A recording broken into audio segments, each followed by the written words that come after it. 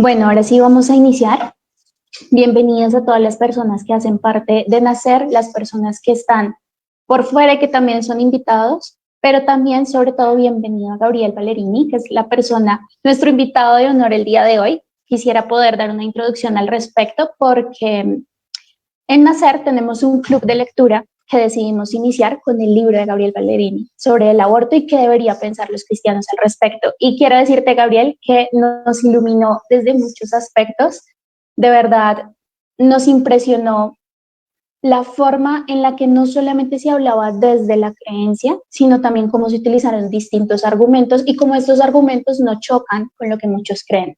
Para contarte, Nacer es una organización aconfesional, se podría decir, pero tenemos personas con todo tipo de creencias, más que todo personas cristianas protestantes. Entonces, por supuesto, también tenemos personas católicas, como personas que no se han definido en esa área, pero sí por lo menos están convencidos de la defensa de la vida. Entonces, el libro que tú has trabajado nos abrió mucho los ojos, nos dio también muchos argumentos y nos permitió poder aprender más y entre ellos también conocer a más personas. Entonces, muchas gracias, Gabriel, y de hecho quería contextualizarte lo que te comentaba. Aquí en Colombia existe un medio de comunicación que tiende mucho a inclinarse hacia el aborto y tiene una sección que se llama Las Igualadas y hace poco sacaron un video, pues, prácticamente hace 2 días, sobre por qué el cristianismo y más que todo desde la religión católica, que fue la dimensión que tocaron, defiende el aborto o más bien no juzga el aborto. Quisieron decirlo más que todo por esa línea, pero sus bases eran de que la Biblia no mencionaba la palabra aborto o Dios permitía matar en distintas situaciones, aunque estaba el mandamiento de no matarás. Bueno, yo creo que toda esta discusión la podemos dar, entonces sé que hay muchas personas con expectativa respecto a poder charlar contigo sobre el libro y también sobre la perspectiva que se tiene sobre esta creencia frente a la lucha y la batalla en contra del aborto. Y le quiero dar el paso a Jonathan Silva, yo sé que tú ya lo conoces porque es una persona que compartió contigo un live y pues ambos estamos aquí trabajando desde Nacer, organización de jóvenes que aman y defienden la vida y que también te admiran mucho, entonces súper bienvenida. Muchas gracias, Carol. Antes de pasarle a Johnny, 3 cosas. Número 1, muchas gracias por la invitación. Es un enorme privilegio poder charlar con ustedes. Enseguida empezó a viralizarse la organización, el grupo, Nacer, y empecé a seguirla en todas las redes con muchísimo agrado. Un grupo joven, de jóvenes, como vos lo definiste, y realmente les felicito el trabajo que estén haciendo no solo en poder militar, adherirse a la defensa de la vida, allí en su país, en Colombia, con quien tengo preciosísimos recuerdos. He visitado varias ciudades allí en Colombia y me alegra enormemente que puedan estar levantando la bandera de la vida allí en ese país. En segundo lugar, como les he posteado, fue una sorpresa enormemente grata que un grupo de jóvenes arranque un club de lectura, leyendo en realidad un librito pequeño, muy sencillo, que diseñé precisamente para el entorno juvenil. Estoy prácticamente casi ahora publicando otro libro, pero con mucha más argumentación, con citas bibliográficas, mucho más completo. Ese fue escrito rápido sobre la batalla, digamos, y en medio del combate, digamos, estando en la trinchera, enfrente del combate, como para poder tener algunas líneas y presentar algunos argumentos en medio de la batalla. Y muchas gracias por haber animado incluso a otros jóvenes a poder avanzar sobre eso. Y en tercer lugar, en el contexto que contabas en Colombia, Jonathan me adelantó ese video y soporté verlo 3 minutos más o menos. No pude verlo hasta el final, pero más o menos entiendo por dónde caminan. Aquí en Argentina también hay grupos que presentan esas mismas falacias, incongruencias, imposibles, y va a ser un gusto poder charlarlo y si quieren arrancar por ahí. Buenísimo, Gabriel. Antes también de que Johnny puedas hablar, quiero recordar una de las frases que más nos impactó de todo el libro, porque teníamos un montón, pero nos decidimos por esta, que es la que publicamos, que dice: una sociedad se debería distinguir por su capacidad de ayudar a los débiles y a los enfermos y no por su arrogancia al provocarles una muerte violenta, precoz e injusta. Y por eso también en Nacer nosotros tenemos un trabajo social que es parte también lo que nos ha motivado, lo que nos exige la sociedad realmente como provida y como personas que creemos que el aborto no es una solución. Entonces, completa inspiración. Listo, continúa, Johnny. No, gracias, Gabriel, por aceptar la invitación, siempre tan cordial. Bueno, algo he hecho seguimiento a lo que ha hecho Gabriel y sí, últimamente lo he visto mucho hablando sobre la batalla cultural, sobre una batalla que tenemos que dar sobre las ideas y considero que a veces a los cristianos se nos olvida que en una mano tenemos la razón y en otra la verdad. Y, y con esa premisa siempre tenemos que abordar todos los debates. Curiosamente, el cristianismo y más el protestante se ha vuelto cada vez más buenista, ha sido incrustado por el progresismo, tanto en América Latina, sobre todo en Argentina. Hay un pastor de apellido Panoto, si mal no estoy, que apoyaba todo este tema del aborto allá, etcétera. Y hay una serie de pastores que se han venido levantando a favor de la despenalización del aborto, con argumentos falaces, ¿no? Y eso es un tema muy complicado porque se ha tergiversado la palabra del amor, se ha tergiversado la palabra de la justicia y la palabra de la verdad.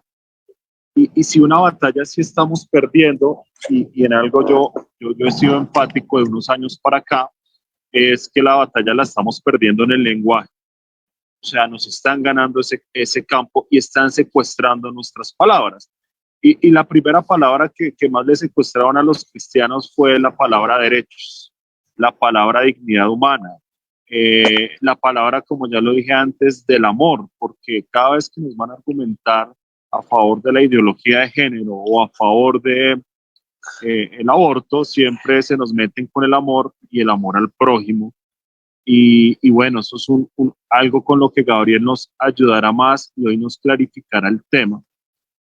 Y también quiero, para los que no conocen a Gabriel, él también es pastor, también lidera un movimiento político en Argentina que se llama NOS, y también hemos venido entendiendo que esta batalla, a los que estamos en esto, nos hemos dado cuenta que todo es político.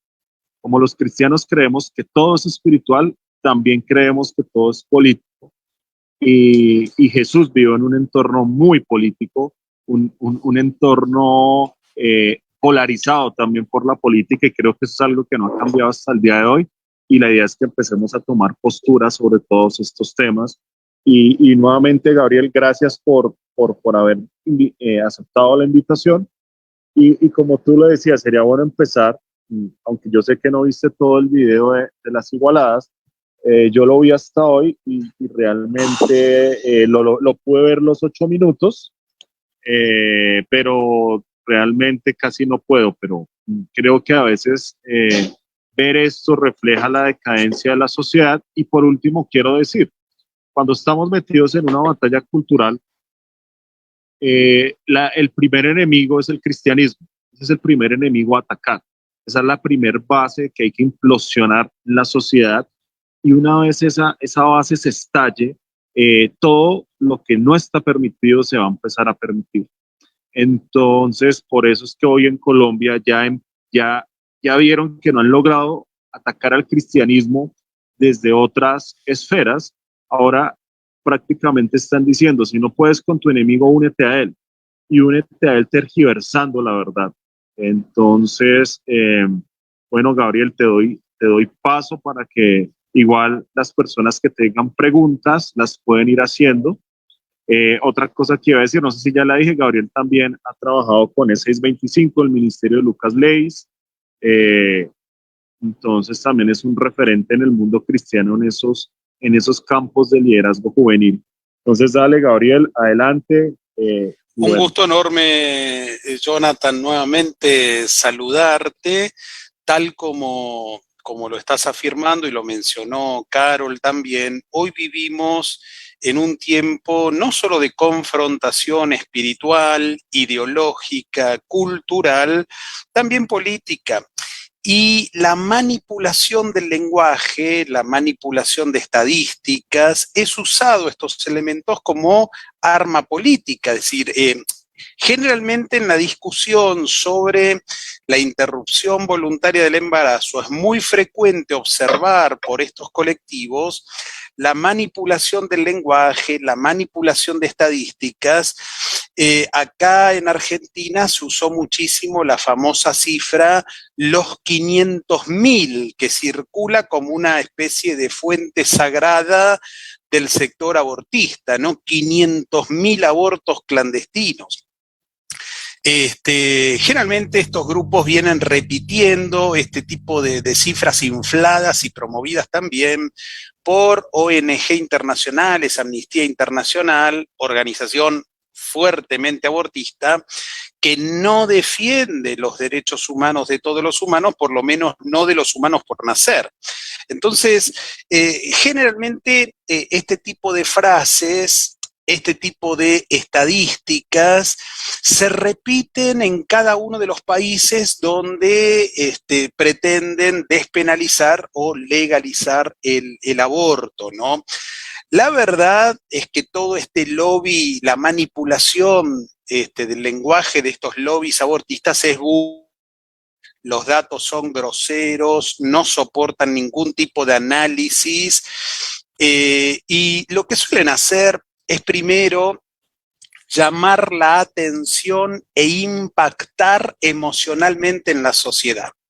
Es decir, cuando tiran cifras, o como ahora me voy a referir a ese video que citaban, de católicas por el derecho a decidir, ¿no? Es decir, lo primero que quieren hacer es llamar la atención, impactar con las emociones en la sociedad. Lo segundo, tratan de denigrar y descalificar a cualquier religioso o científico que se oponga. Es decir, se llaman católicos o se llaman evangélicos en favor del aborto, pero si se levanta algún pastor o si se levanta algún sacerdote que le muestra evidencia bíblica, o si se levanta un científico para mostrar evidencia científica y se opone a ese pensamiento, seguramente lo denigran, lo descalifican con todos los adjetivos que ya sabemos y no vale la pena repetir. Y tercero, esto se da, digamos, una vez que lograron los pasos anteriores,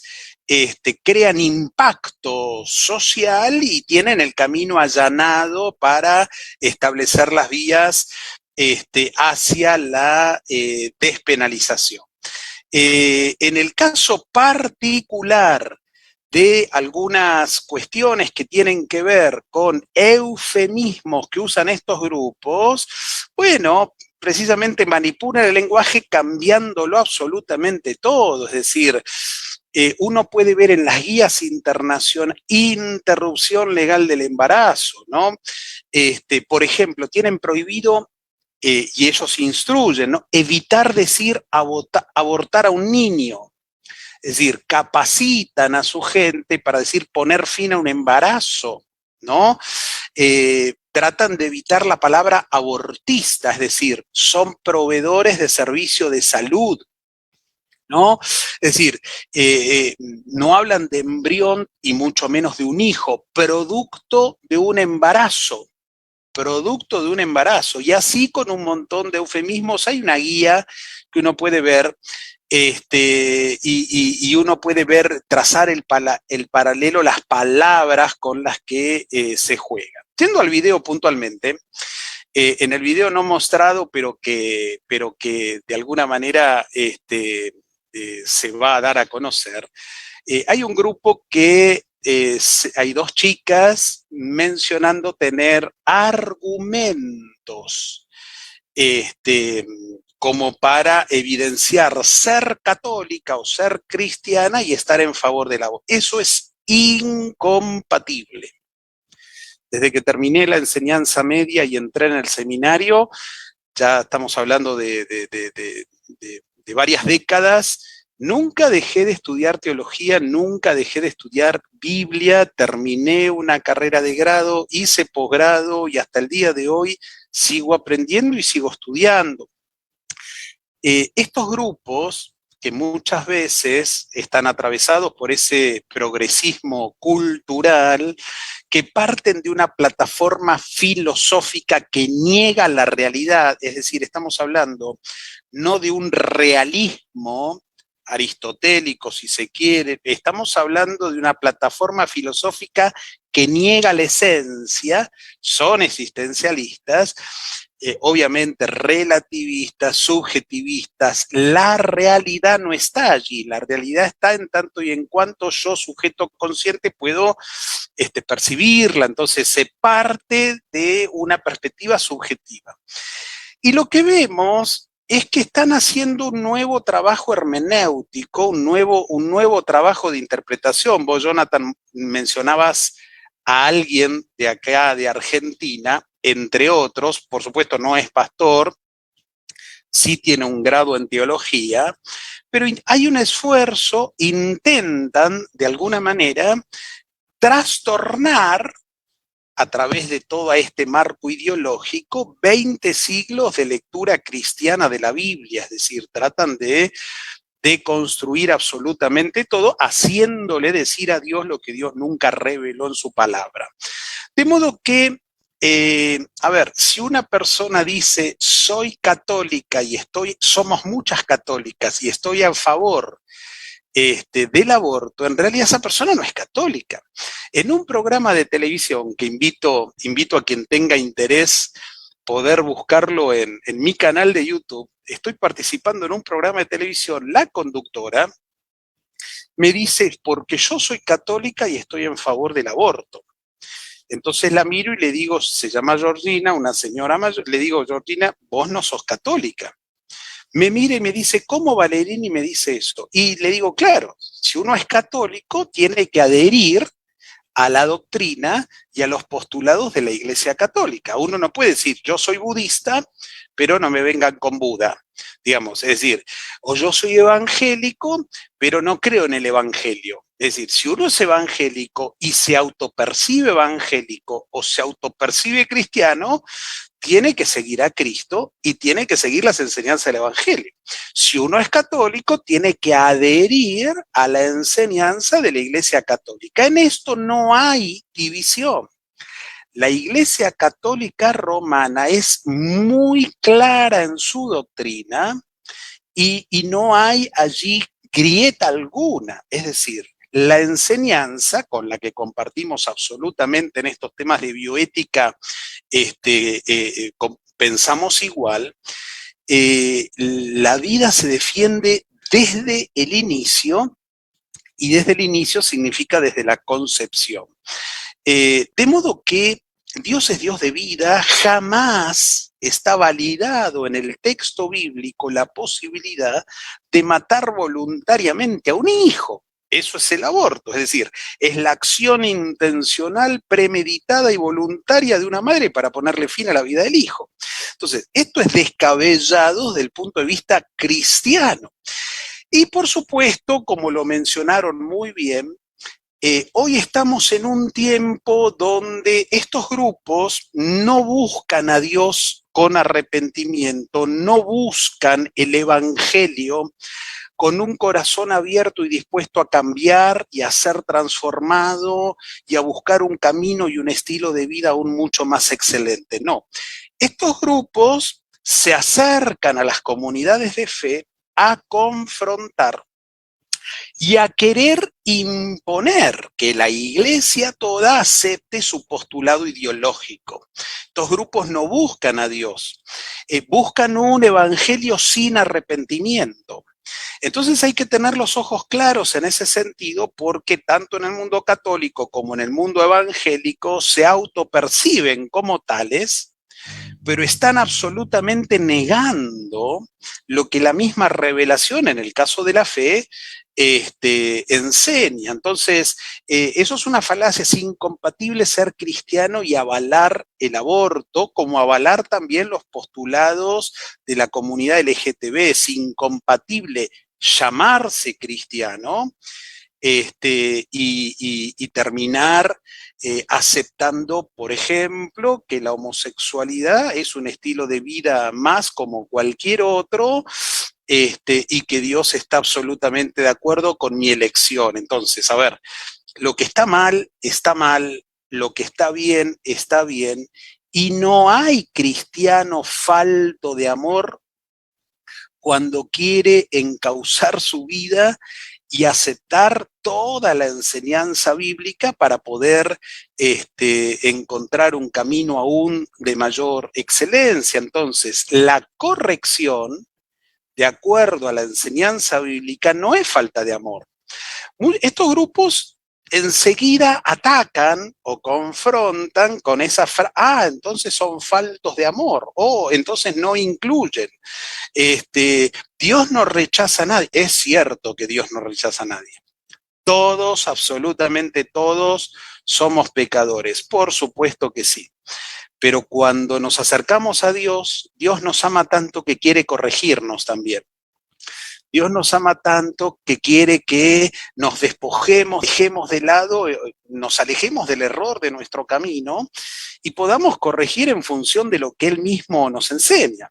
Entonces, abrir los ojos frente a eso, porque este video falso de gente no nacida de nuevo está confundiendo, tergiversando y, por supuesto, leyendo las escrituras con una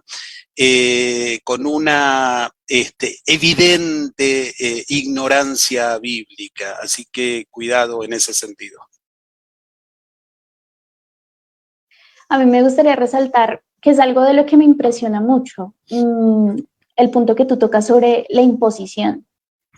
Si la iglesia, y hablo en general, tiene unos principios, unos postulados, unos valores que son inamovibles, creo que es de los pocos principios que son absolutos frente a esa sociedad subjetiva, relativa que tú mencionas.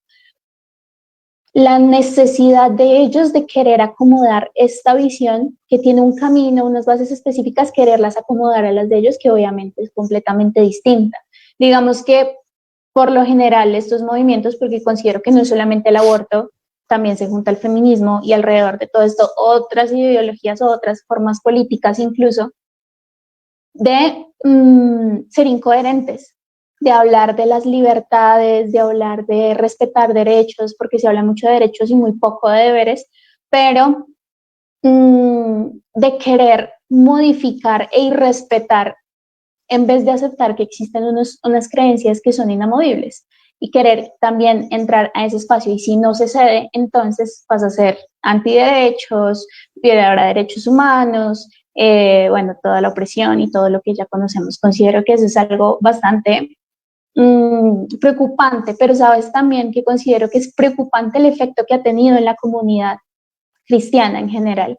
Tanto así que existen personas, lo leí hace un momento, consideran que sus propios argumentos a partir de la religión no son válidos. Por supuesto, si sabes que vas a debatir respecto a la ciencia, pues no vas a tocar solamente el tema de la Biblia, porque hay personas que no lo consideran válido.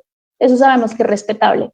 Pero al punto de que nosotros mismos como creyentes creamos que no lo son o nos autocensuremos porque hemos dejado creer o hemos dejado avanzar esa creencia de que los argumentos desde las creencias no son válidas. Cuando, por ejemplo, puede que mi Dios no se llame el Dios judío cristiano como lo conocemos o Jesús, pero sí puede ser el Dios Estado y esta creencia, esta religión sí puede ser válida. Entonces, sí, efectivamente, pues viene a ser un poquito contradictorio y creo que es parte de la lucha que no se debe ceder. No sé si Jonathan quieras decir algo.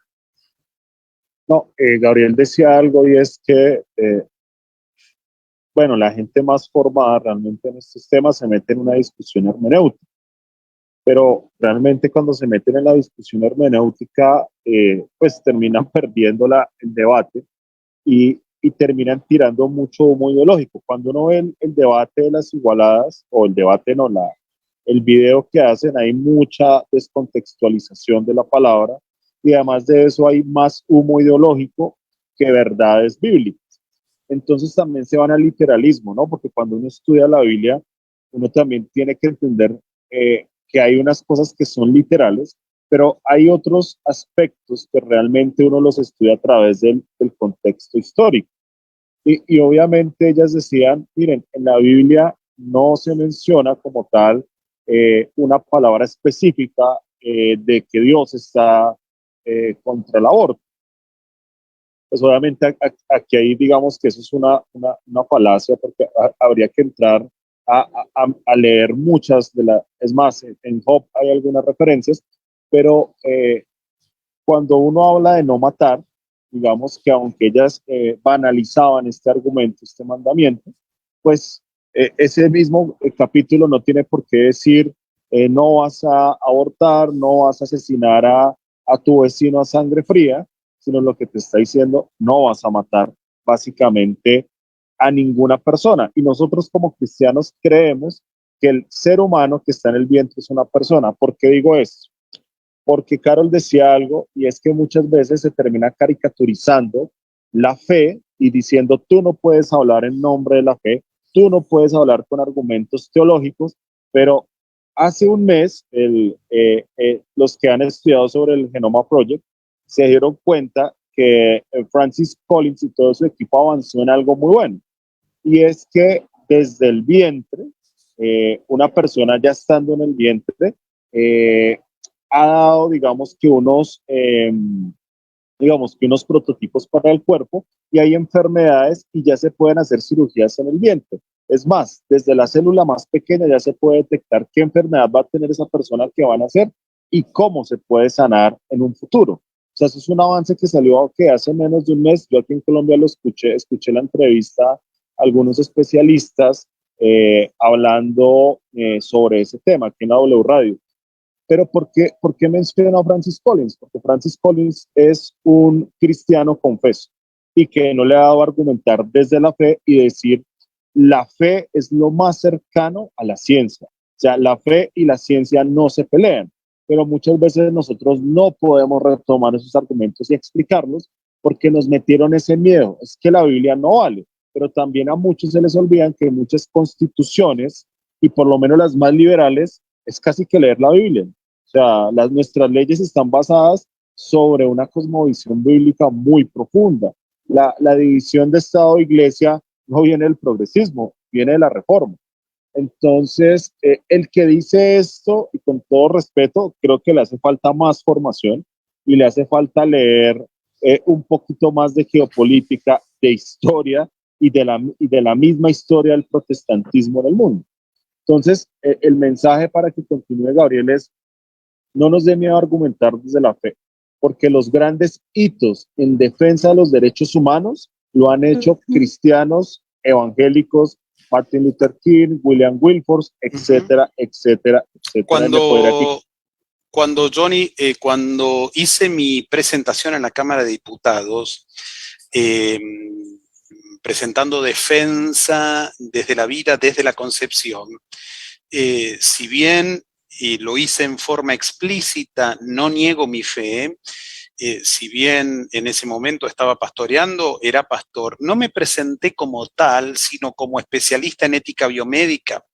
Y los argumentos que presenté en el Congreso no fueron teológicos, fueron absolutamente biológicos y desde la bioética, es decir, el principal recurso con que cualquier joven bien pensante y creyente puede defender la vida es un libro de biología de primer año. El que no tenga uno, me escribe y se lo paso con varios autores y con ediciones modernas. Es decir, el primer libro, el primer argumento para defender la vida desde la concepción es biológico, es cromosómico, es genético. Ningún científico que realmente tenga formación puede negar que la vida humana comienza en el momento cero desde la concepción, desde la fusión nuclear de los dos gametos reproductivos. Entonces,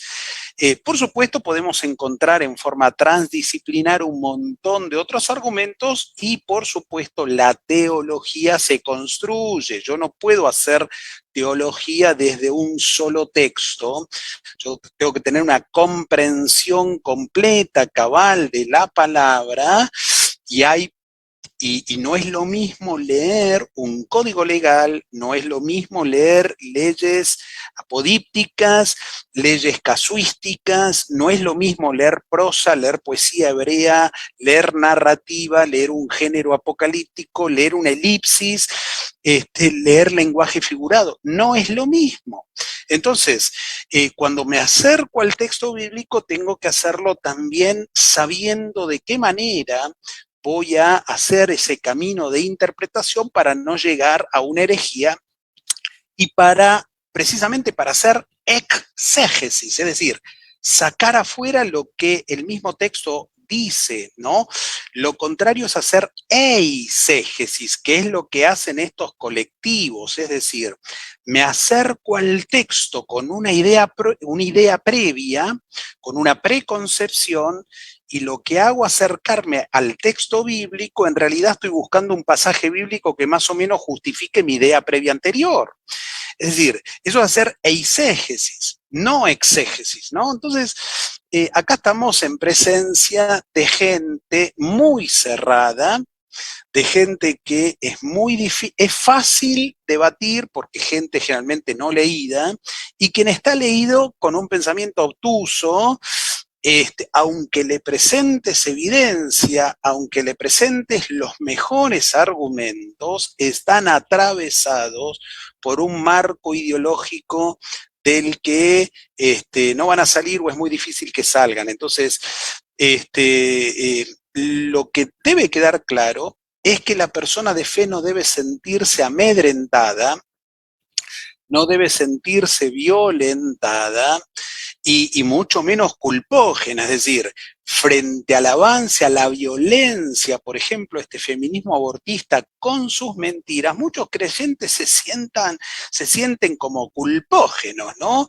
Y como no se puede sostener una falacia, enseguida lo que hacen es la violencia de estos grupos, avanzan con descalificaciones, con insultos, me los han hecho en el aire, en debates televisivos. Generalmente estos grupos son poco leídos, no tienen buenos argumentos, y como no tienen buenos argumentos, cuando ven que no tienen recursos objetivos para defender una postura, lo que hacen es atacar al interlocutor. Es decir, lo que se conoce generalmente como argumentos ad hominem, ¿no? Es el argumento contra el hombre, ¿no? Se pone foco no en el argumento en sí, sino intentar desacreditar a la persona. Por eso que en el mundo cristiano, enseguida se apela a no, entonces eres un cristiano sin amor. Entonces, tu Dios, es decir, como no se encuentra evidencia, la falacia ad hominem, ¿no? Se da cuando se ataca a la persona y no al argumento, no lo que está diciendo, es decir. Y la falacia ad hominem en realidad es una falta de respeto que intenta desacreditar a alguien por sus ideas, es un ataque personal. Entonces, la violencia del feminismo abortista, por un lado, nos encontramos con una violencia física. Número 2, con una violencia verbal, el uso de falacias ad hominem. Y número 3, la violencia se manifiesta también frecuentemente con el uso de mentiras, con el uso de eufemismos. El gran tema de fondo, me parece, Carol y Jonathan, es esconder la cruda realidad del aborto. El aborto es un acto vil. El aborto es un acto muy triste, es muy terrible. Matar al hijo.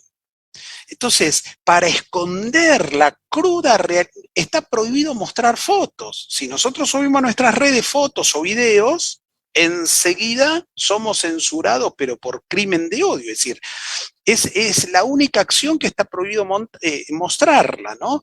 Entonces, para esconder esa cruda realidad, se apelan a eufemismos, se apelan a mentiras y se usa la violencia. A ver, naturalmente, no hay que ser muy leído, naturalmente.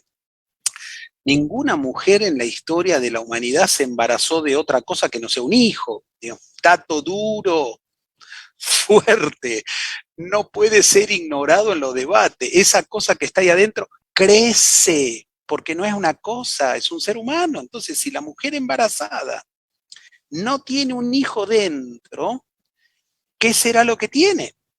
Entonces, la violencia del feminismo siempre va a tratar de esconder que en realidad con un aborto lo que se está haciendo es matando a un hijo. Por eso va a apelar a la manipulación del lenguaje, al uso de eufemismos, para cosificar la vida del embrión y para suavizar la tragedia que representa el acto del aborto. Yo creo que también, en línea de lo que tú dices respecto a la deshumanización, el enfoque es deshumanizar. Si no lo haces humano, pues no está mal. Digamos que es difícil encontrar una feminista que te acepte de frente y te diga, sí, es un ser humano o es un niño. Es casi que en el debate te obligan a llamarlo feto, como si feto lo hiciese menos humano, ¿no? Pero lo que tú dices respecto a la ingeniería del lenguaje y demás, pero qué difícil también, porque por un lado evidencia la calaña de esta perspectiva cuando hay feministas que dicen, sí, es humano, ¿y qué? No importa, que está muy basado en todo el trabajo que ha hecho Peter Singer respecto, es el ideólogo del antiespecismo, que dice, sí, es humano, pero entonces valoremos qué vida es más importante, y no solamente eso, sino los deseos, las expectativas de la vida que, entre comillas, ya están. Entonces, bueno, eso es bien complicado. No sé si Jonathan vayas a decir algo porque tenemos algunas preguntas. Si quieres. Sí, Uh-huh. no, ahí y de paso ahorita me gustaría responder una que hicieron sobre el tema de prevención, pero en la sociedad existen dos tipos de debates. El debate de opinión, que es el debate de deshumanizar, en el caso del aborto, y obviamente fortalecer, valga la redundancia, mi opinión. Me gusta algo que dice Ben Shapiro, y Ben Shapiro dice, existe tu opinión y existe la verdad. Entonces, yo les decía al principio algo, nosotros tenemos que tener claro que en una mano tenemos la verdad y en otra mano tenemos la razón. Hace unos 3, 4 meses, en un canal aquí local de Bogotá que se llama Canal Capital, entrevistaron a Andrea Padilla, una animalista del Partido Verde del Consejo de Bogotá, y me gustó su defensa hacia los animales porque estaban debatiendo sobre las corridas de toros y le presentaron varios argumentos. Le dijeron, el argumento cultural, bla, bla, bla, bla, bla. Ella dijo, mira, a mí me vale 5, prácticamente les dijo, me vale huevo, que tus argumentos culturales, tus argumentos basados en las evidencias, etcétera, etcétera, estás matando a un animal, punto. Lo dijo de frente. A veces a nosotros los pro vida nos falta esa valentía de decirle afuera, estás matando a un ser humano, punto final. Me valen 5 tus tales derechos de la mujer, porque esos derechos ni siquiera, cuando uno mira el derecho al aborto en los tratados internacionales, realmente no existe el derecho al aborto. El derecho al aborto en ningún tratado internacional existe. Existen en unas convenciones, pero esas convenciones en el caso por lo menos de Colombia no han entrado al bloque constitucional. O sea, el derecho al aborto no existe. Si existiera, esto aquí estaría legalizado hace tiempo y no habría la discusión. ¿Por qué? Porque están en esa tarea de debatir en la opinión y no en la evidencia. Nosotros tenemos que aprender a debatir tanto en la opinión, tanto en las emociones, empezar a decirle a la gente, estás matando a un ser humano, humanizarlo, porque ellos lo han deshumanizado, y ser muy fuertes en la evidencia y obviamente no desfallecer. Por último, hay una pregunta que hace Andrés Florian, Y yo les voy a decir algo, el tema de la violación, en el caso de Colombia, la tasa de impunidad está cerca del 92% hacia los violadores. O sea, en este país los violadores casi que no tienen justicia. Es decir, que Entonces, de ¿qué es lo 100 que violadores solamente se castigan 8. más o menos y hasta menos? Entonces, el punto aquí cuál es, que dado este gran problema, o problema que es algo grave, porque eso sucede más que todo en los hogares, no se han respondido con políticas preventivas, sino lo que está haciendo, digamos que el segmento abortista es responder con políticas correctivas. Entonces, ahí hay dos cosas.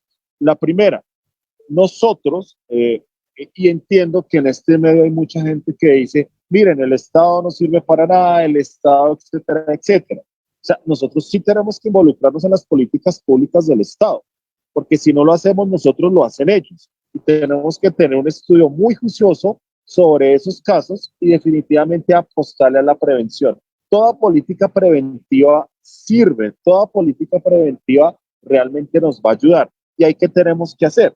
Llegar a las gobernaciones, a las alcaldías y hablar de un enfoque de familia, porque esto no lo están haciendo ni las gobernaciones ni las alcaldías. Eso es un gran problema que hay en Colombia, no sé cómo estén en Argentina, pero aquí sí se le ha hecho más énfasis al enfoque de género, al enfoque de todos los enfoques interseccionales que conocemos, pero el enfoque de familia está por fuera de las políticas públicas. Entonces también nos hemos vuelto las personas más, no sé cómo llamarlos, que dicen, no, no metamos las cosas de familia en el Estado, ok, no lo hagamos, pero otro sí lo está haciendo.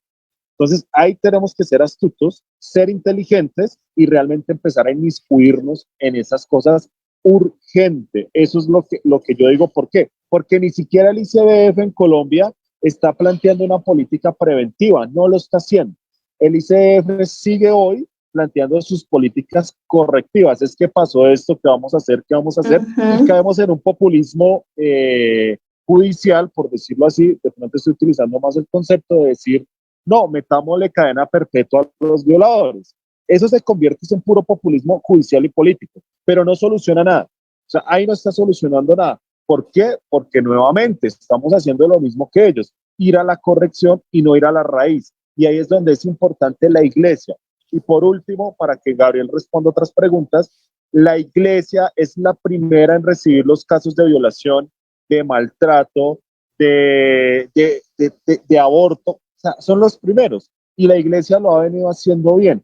¿Qué pasa? Vuelvo al punto. Como nos hacen entrar en el buenismo, dicen, no, la izquierda, perdón, la izquierda nos lleva a pensar que la iglesia es una cosa, el Estado es otra, y sí, sí lo es. Pero recuerden que la cosmovisión cristiana es que el Estado no se mete en la iglesia, pero que la iglesia sí afecta a la sociedad y sí afecta al Estado. Son dos cosas muy distintas. Entonces, para incluso la iglesia llega donde el Estado no.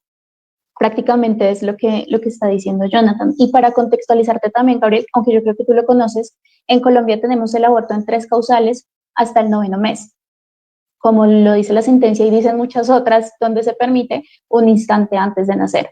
Y lo que dice Jonathan es muy importante que todos lo puedan tener claro, aterrizado al caso colombiano, y creo que en muchos países latinoamericanos es que el aborto no es un derecho, pese a que nuestra Corte Constitucional, es decir, 9 magistrados hablando por casi 50 millones de colombianos, dicen que el aborto es un derecho fundamental.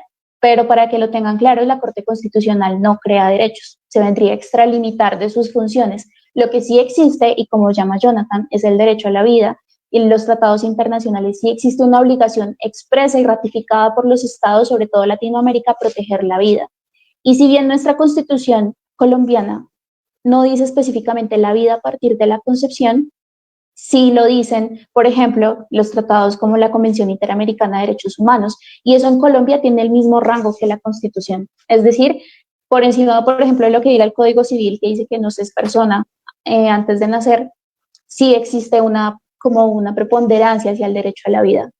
Entonces, nuevamente, es toda esta arquitectura, toda esta ingeniería del lenguaje que busca avalar de una forma u otra el aborto. Entonces, Andrés Florian. Con con relación un poco a toda esta locura ideológica que estamos viviendo, alienada de la realidad natural.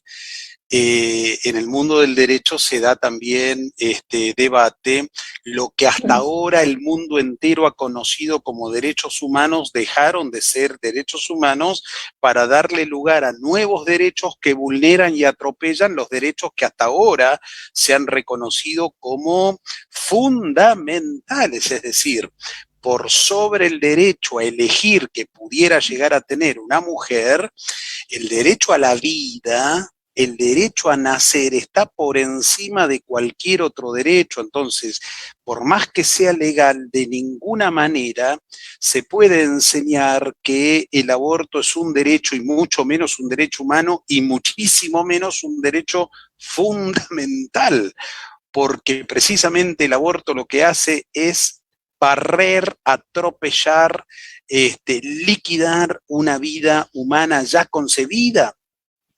De modo que cuando vemos la complejidad, la dimensión que tiene este tema, vemos lo capacitado que tenemos que estar para que en cada disciplina y para que en cada área presentemos sólidos argumentos dentro de la especificidad del tema y de la disciplina con la que estemos abordando, ¿no? Es decir, el caso de la violación es que citaba Jonathan, es tristísimo, la verdad que es muy terrible, ¿no? El drama, lo trágico para una mujer que muchas veces se da dentro del ámbito de mayor confianza y esto se da dentro de la violencia intrafamiliar, pero esto no habilita, es decir, que haya un momento muy traumático y uno es víctima de un momento muy traumático, el hecho de haber sido víctima de una tragedia no me habilita a mí para ser el autor y cometer otra tragedia sobre otra persona. Supongamos que viene alguien y me roba algo. ¿Eso me da derecho a mí para yo ir a otra persona y robarle algo? Es decir, un delito no se puede compensar con otro delito, ¿no? Frente al delito de la violación, no da derecho a matar al hijo que está dentro, ¿no? Entonces, estamos siguiendo una línea de análisis muy, muy fuerte. Y hoy todo esto está absolutamente revolucionado en el mundo del derecho. Cada vez se separa más esa grieta entre el ius naturalismo, aquellas leyes que responden a un orden natural, a la ley moral y a la ley natural, de la ley positiva, y ese marco ético que realmente va a validar, por cierto, los verdaderos derechos humanos. Hoy esto está presente en el terreno legislativo. Y yendo un poco a Jonathan, yo coincido, pero completo con otro énfasis, Jonathan, lo mismo que vos decís, pero yo creo que ambas cosas deben ir juntas. Por un lado, las políticas públicas en favor de la familia, obviamente, en favor de la educación, obviamente, es en abordar de raíz la principal base, el patrimonio moral de una nación, obviamente, que está en la educación con valores.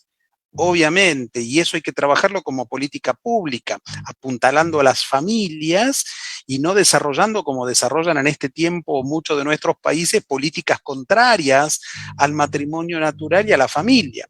Por un lado, pero por otro lado, sí, por supuesto, tiene que haber un claro eje en políticas punitivas para quien quebranta la ley. Obviamente, es decir, quienes hicieron acá en Argentina y nos involucraron acá recientemente en Argentina una lista negra, hicieron una lista negra de providas, de legisladores, de referentes de la cultura que defendemos la vida, es decir, las mismas diputadas abortistas que votaron en contra de un registro nacional de violadores, dice, no vamos a hacer un registro nacional de violadores porque eso estigmatiza. Bueno, ese mismo grupo hizo una lista negra con antiderechos, ¿no? Con nombre, apellido, familias, instituciones, y un registro de defensores de la vida. Entonces, hoy estamos sí en una fuerte batalla donde con todos los valores del cristianismo y con toda la tenacidad y los mismos argumentos, los sólidos argumentos de todas las disciplinas, tenemos que afectar la cultura y ocupar los cargos en la gestión pública para hacer que los valores que creemos son los mejores valores para un país puedan verse plasmados sobre toda la sociedad. Yo también ahí hay algo me que uno a lo que dice Gabriel respecto a la propuesta que hace Jonathan, que creo que el término más que políticas preventivas, que por supuesto tienen que ir, son políticas integrales, que acobijen esas dos perspectivas, porque dentro de la perspectiva preventiva está también, por ejemplo, la educación.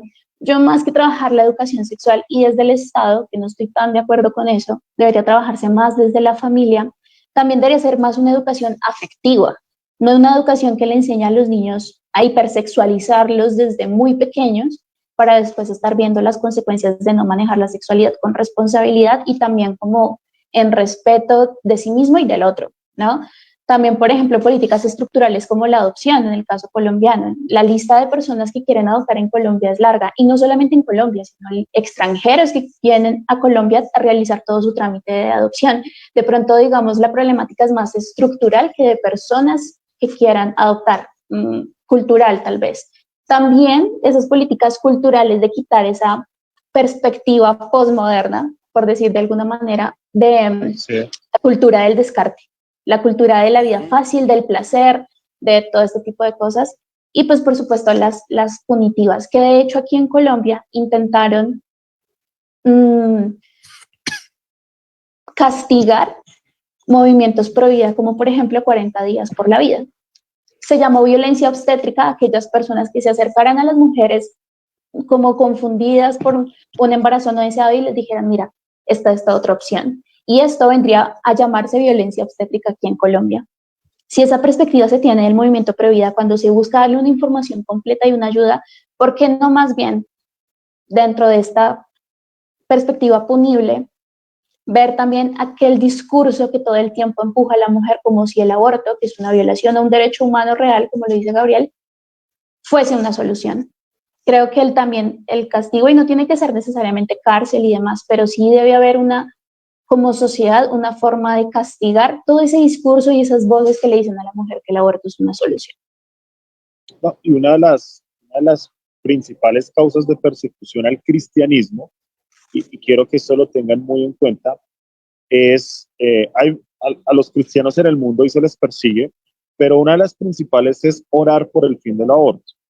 Nada más en Estados Unidos, cuando una persona 40 días por la vida, otros movimientos, oran al frente de un sitio de aborto, pueden ir presos.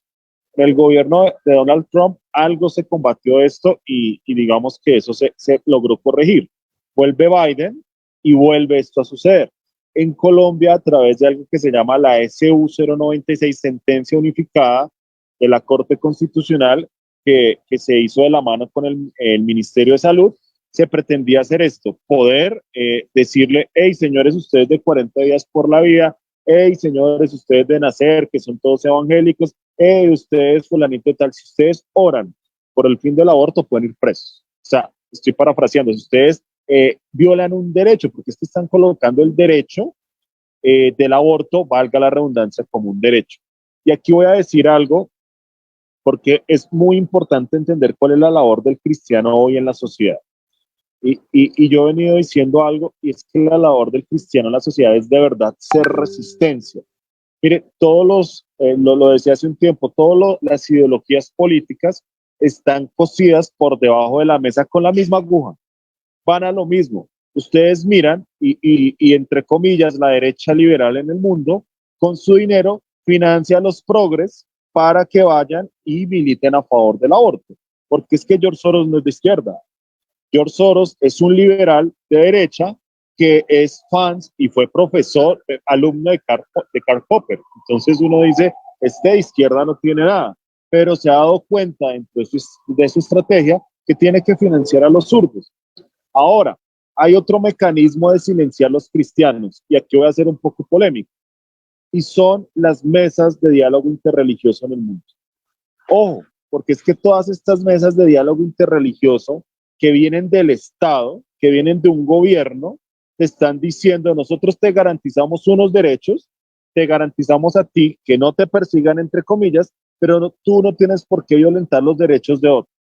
Por ejemplo, los derechos, entre comillas, de las organizaciones LGBT, no del individuo, porque tenemos que aprender a sacar el individuo del colectivo.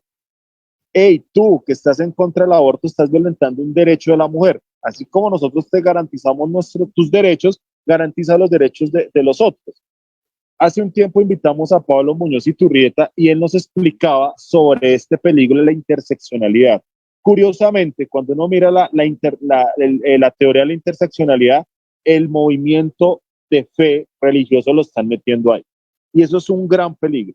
Hace poco hubo una reunión interreligiosa en la casa de Nariño, pero ustedes no encontraban de todo, encontraban judíos con dinero, haciendo lobby, con pastores, con sacerdotes, más que todos los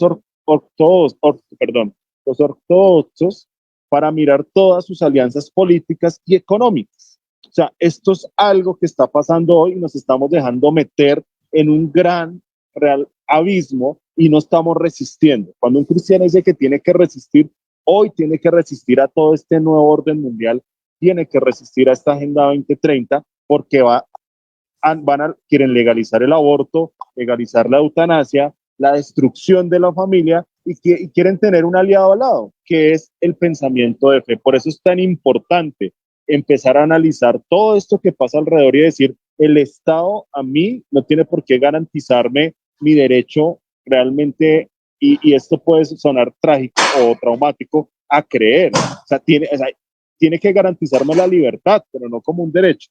Y eso es algo muy complicado que en otro momento trataremos, pero les quiero hacer ese contexto porque esto pasa en Colombia y pasa en el mundo entero. Y muchos de nuestros amigos cristianos están ahí metidos.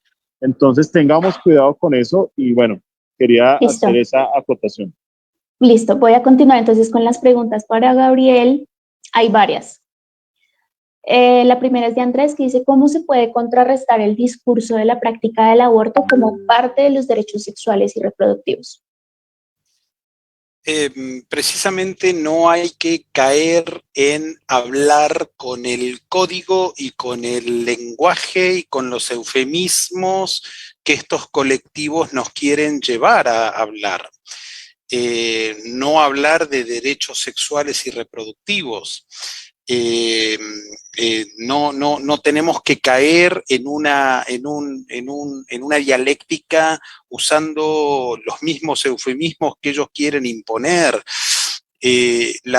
Por supuesto que la mujer debe planificar y el hombre también, y hacer una buena planificación para reproducirse cuando lo deseen. Pero acá hay un hecho muy concreto, un dato duro muy concreto. Los estados van a reconocer el derecho a la vida o no en el momento en que reconozcan el estatus del embrión. Lo que está en discusión hoy es el estatus del embrión. ¿Qué es eso que tiene dentro la mujer? Y cuando tenemos sólidos argumentos biológicos, notamos que la mujer está embarazada de su hijo. Entonces, todo lo que se hable con derechos sexuales reproductivos, en realidad es una elipsis, y es una forma muy, muy solapada de estar hablando de la verdadera intencionalidad que tienen ciertos colectivos para proceder a la muerte del hijo, que, dicho de paso, se dé en el marco legal o no se dé en el marco legal, estamos hablando precisamente del mismo acto, ilícito totalmente, porque representa la muerte de un hijo, ¿no? De acuerdo, y que es chistoso que en los derechos sexuales y reproductivos no dice que el aborto sea un derecho como tal, creo que eso tiene una razón de ser y es que no tiene la sustentación por todo lo que tú acabas de decir. Totalmente. Y que además todo lo manejan por el lado, que las personas tengan la libertad de decidir cuántos hijos quieran tener, la forma de manejar su sexualidad y demás, que creo que eso no es excluyente con la perspectiva provida, todo lo que tú acabas de decir. Lo que pasa es que, pues, la típica frase, nuestros derechos terminan donde empiezan los del otro. Y la crítica que haces a los derechos humanos, la perspectiva de el derecho a elegir de ninguna manera está por encima del derecho a la vida.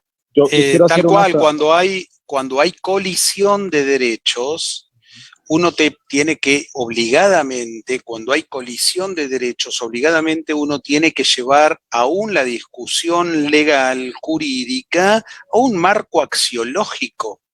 Hay que poner en vertical las prioridades, no hay manera de hacerlo de otra forma, uno tiene que poner de arriba hacia abajo y ver axiológicamente qué valoración le damos a cada uno de esos derechos que están en colisión. Frente al derecho de la mujer a elegir, que por supuesto tiene todo su derecho a elegir, el derecho a la vida está por encima. El derecho a la vida es primordial. El derecho del niño, los derechos del niño son superiores a cualquier otro tipo de derecho, ¿no? El derecho superior del niño. Entonces, dentro del ordenamiento jurídico, esto lleva a su análisis, pero obviamente esto hay que atravesarlo también desde la plataforma ideológica en la que estamos hablando, ¿no? Quienes van por esos caminos son grandes negadores de la realidad. Esto es precisamente la ideología que representan estos grupos. Son grandes negadores de la realidad natural. Y hay algo que dice Lina Buitrago, perdóname Johnny, ya qué pena interrumpirte, algo que dice Lina Buitrago que es muy un poquito desde la hermenéutica, ¿no? Y ella es abogada también. Y que si son reproductivos, no tiene sentido que el aborto, que destruye la reproducción, esté dentro de tales derechos reproductivos. Y creo que el análisis va hacia que estos derechos no están orientados hacia el respeto a la vida, sino todo lo que ya sabemos. Discúlpame, Jonathan, continúa. No, hay una claridad sobre el tema de derechos sexuales y reproductivos. Y bueno, cuando nace la discusión de derechos sexuales y reproductivos, nace en un contexto donde en ciertos lugares del mundo a las mujeres se les obligaba a casarse con ciertas personas, se les obligaba a tener relaciones sexuales con ciertas personas, sus papás las vendían, o sea, había digamos que un trueque con las mujeres. O sea, esta palabra nace para defender esos derechos, que una mujer no fuera obligada a casarse con nadie, no fuera obligada a tener relaciones sexuales con nadie, hasta ahí.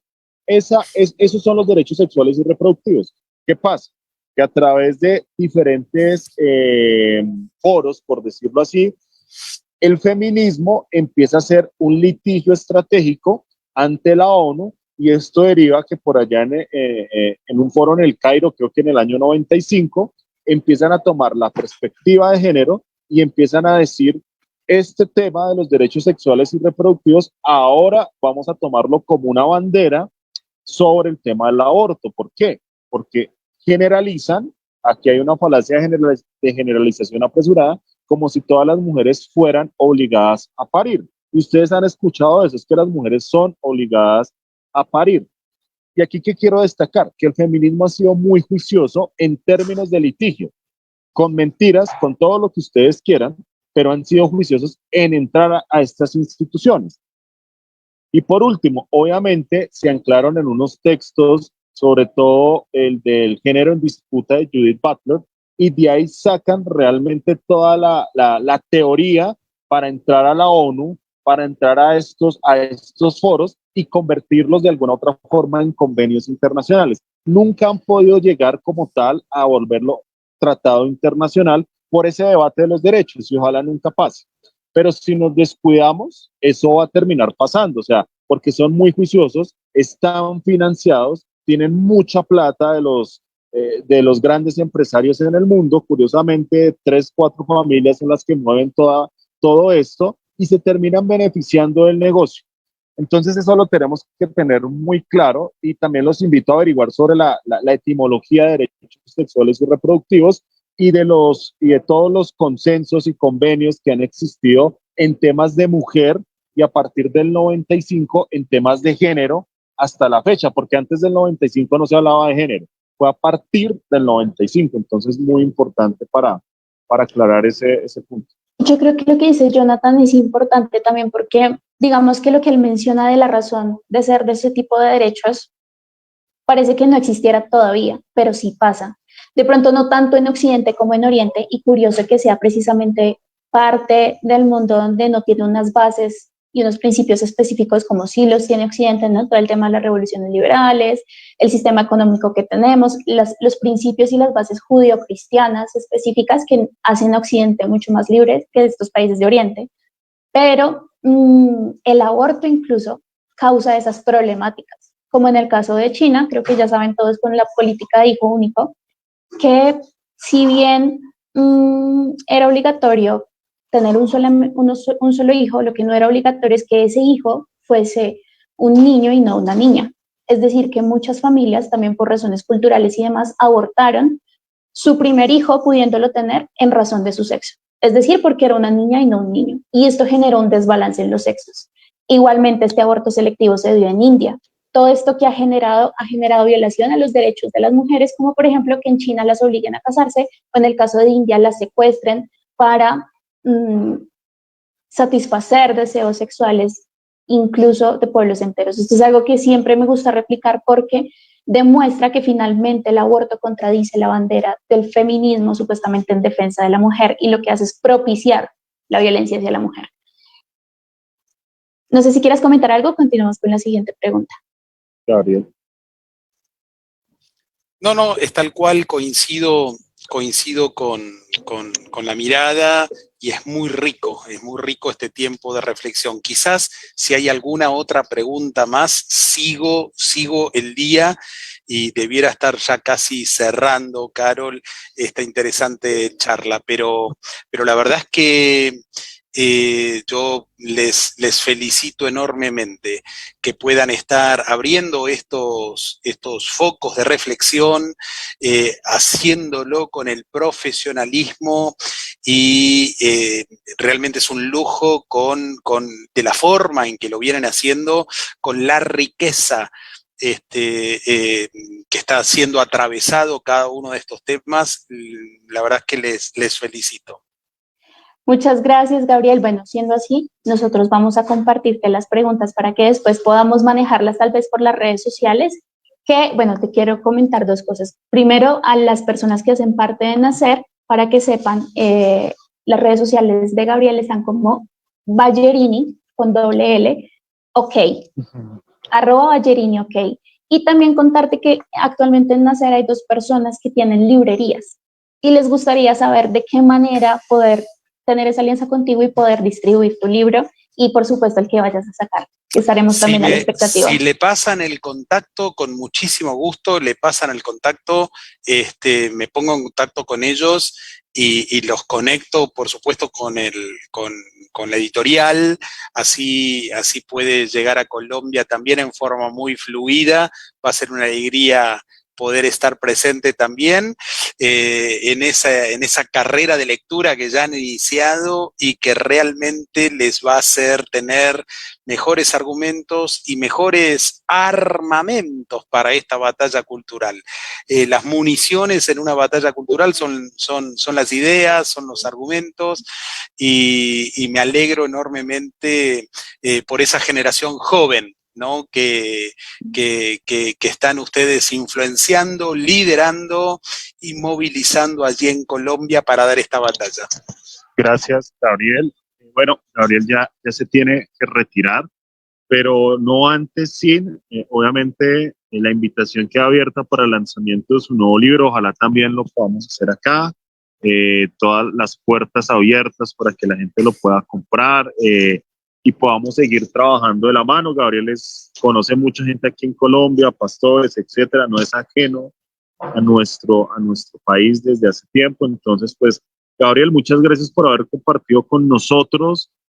Ojalá estos espacios se repitan con tu nuevo libro, podamos apoyarte, podamos obviamente ayudarte acá con la distribución si es posible y que te conozca más gente aquí en Colombia. Sería un honor que que tengamos estas mentes que defienden la vida, la familia y las libertades, ¿no? Entonces, un abrazo, Gabriel. No sé si te quieras despedir, si Carol quiere decir algo.